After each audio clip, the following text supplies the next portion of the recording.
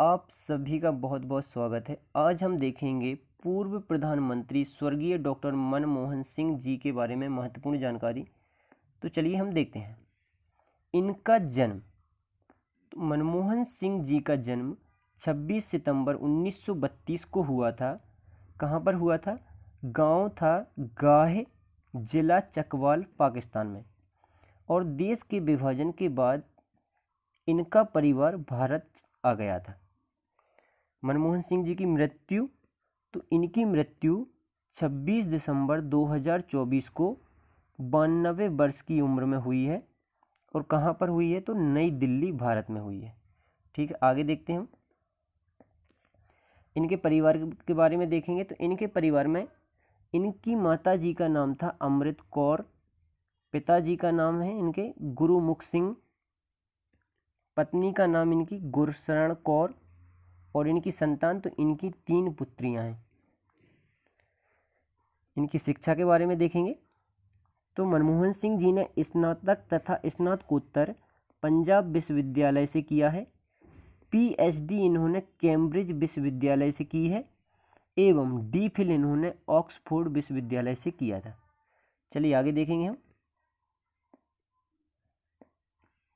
मनमोहन सिंह जी ने विभिन्न पदों पर कार्य किया है, तो हम देखते हैं इनमें से। तो मनमोहन सिंह जी ने अपने करियर की शुरुआत अर्थशास्त्र के अध्यापक के तौर पर की थी और इन्होंने पंजाब विश्वविद्यालय और दिल्ली स्कूल ऑफ इकोनॉमिक्स में अर्थशास्त्र के अध्यापक के तौर पर अपनी सेवा दी है। इन्होंने सलाहकार के रूप में भी कार्य किया है, तो संयुक्त राष्ट्र व्यापार और विकास सम्मेलन में सचिवालय में आर्थिक सलाहकार भी रहे हैं। यह भारत के वाणिज्य एवं उद्योग मंत्रालय में 1971 में मुख्य आर्थिक सलाहकार रहे हैं। यह वित्त मंत्रालय में 1972 में।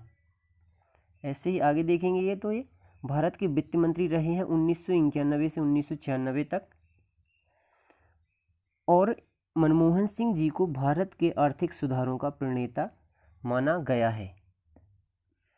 तो ये थोड़ा इम्पोर्टेंट है कि मनमोहन सिंह जी को आर्थिक सुधारों का प्रणेता माना गया है, ध्यान रखिएगा आप इसे।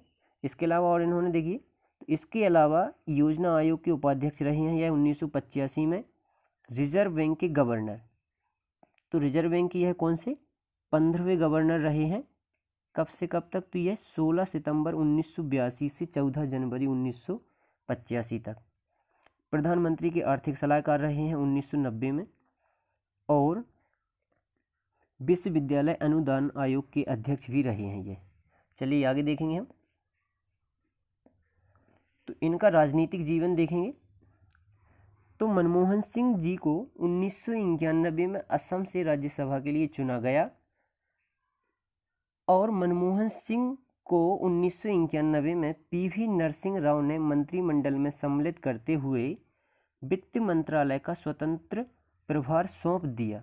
और इस प्रकार एक गैर राजनीतिक व्यक्ति यानी कि मनमोहन सिंह जी अर्थशास्त्र के प्रोफेसर थे, इनका भारतीय राजनीति में प्रवेश हुआ। तो यह 1991 में असम से राज्यसभा के लिए चुने गए थे। चलिए आगे देखेंगे हम। तो प्रधानमंत्री के तौर पर देखेंगे अब हम इन्हें। तो मनमोहन सिंह ने प्रथम बार 72 वर्ष की उम्र में 22 मई 2004 से प्रधानमंत्री का कार्यकाल आरंभ किया, जो अप्रैल 2009 में सफलता के साथ पूर्ण हुआ। इसके पश्चात लोकसभा के चुनाव हुए और भारतीय राष्ट्रीय कांग्रेस की अगुवाई वाली संयुक्त प्रगतिशील गठबंधन पुनः विजयी हुआ और मनमोहन सिंह ने अपना दूसरा कार्यकाल शुरू किया। और इनका यह दूसरा कार्यकाल कब तक रहा? तो यह रहा 26 मई 2014 तक। यह प्रधानमंत्री पद पर रहे और इसके बाद में फिर 26 मई 2014 के बाद से प्रधानमंत्री नरेंद्र मोदी रहे हैं। ठीक है,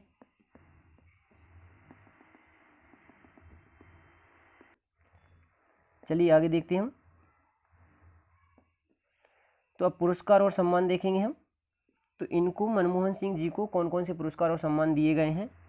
तो मनमोहन सिंह जी को देखिए पद्म विभूषण दिया गया है 1987 में, सर्वश्रेष्ठ सांसद 2002 में, इंडियन साइंस कांग्रेस का जवाहरलाल नेहरू पुरस्कार 1995 में, Asia money award for the finance minister of the year 1993 और 94 में, euro money award for the finance minister of the year 1994 में, और कैम्ब्रिज विश्वविद्यालय का एडम स्मिथ पुरस्कार 1956 में।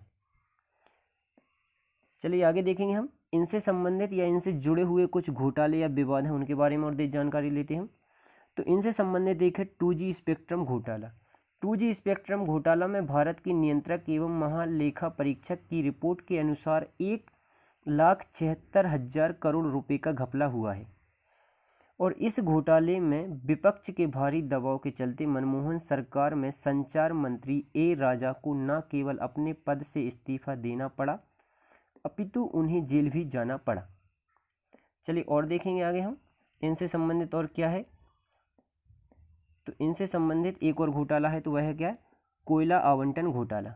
इसके बारे में और देखेंगे तो मनमोहन सिंह जी के कार्यकाल में देश में कोयला आवंटन के नाम पर करीब 26 लाख करोड़ रुपए की लूट हुई। इस महाघोटाले का राज कोयले का कैप्टिव ब्लॉक, जिसमें निजी क्षेत्र को उनकी मर्जी के मुताबिक ब्लॉक आवंटित कर दिया गया। इस कैप्टिव ब्लॉक नीति का फायदा Hindalco, JP power, Jindal power, JVK power और एसआर आदि जैसी कंपनियों ने जोरदार तरीके से उठाया। यह नीति खुद प्रधानमंत्री मनमोहन सिंह जी के दिमाग की उपज थी। वीडियो अच्छा लगा हो तो दोस्तों के साथ शेयर करें और चैनल को सब्सक्राइब करें। धन्यवाद।